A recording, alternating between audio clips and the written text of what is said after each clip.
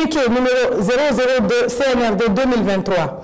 Depuis le 26 juillet 2023, le peuple de Guinée, à sa tête le Comité national du Rassemblement pour le développement, CNRD, suit avec beaucoup d'intérêt l'évolution de la situation sociopolitique en République sœur du Niger, qui a conduit à la prise de responsabilité par le Conseil national pour la sauvegarde de la patrie, CNSP.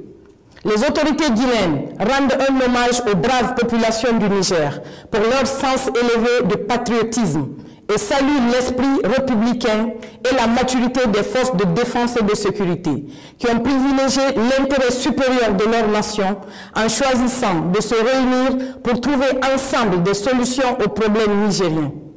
Le CNRD reste convaincu que les nouvelles autorités mettront tout en œuvre pour garantir la stabilité et la concorde au Niger et dans la sous-région.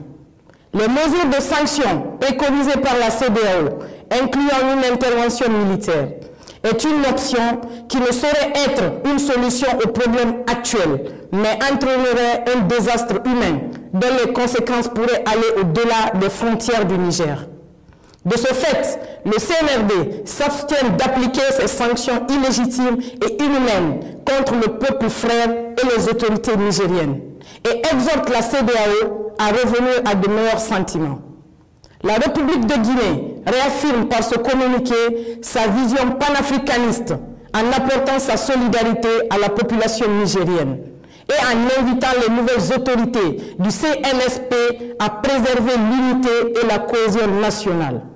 Le CNRD souligne qu'une intervention militaire contre le Niger entraînerait de facto la dislocation de la CEDEAO. De même, les peuples frères du Mali, du Burkina Faso, du Niger et de la Guinée aspirent à plus de reconnaissance et de respect de leur souveraineté. Par ailleurs, le CNRD tient à préciser que les sanctions prises et les menaces proférées lors du sommet du 30 juillet 2023 n'engagent nullement la République de Guinée. Au moment où les jeunes populations de l'espace CEDEAO vivent un drame humain en Tunisie et dans la Méditerranée, la préoccupation des dirigeants de la sous-région devrait être plutôt orientée vers les enjeux stratégiques, socio-économiques pour l'atteinte de leurs aspirations que de se pencher sur le sort des présidents déchus.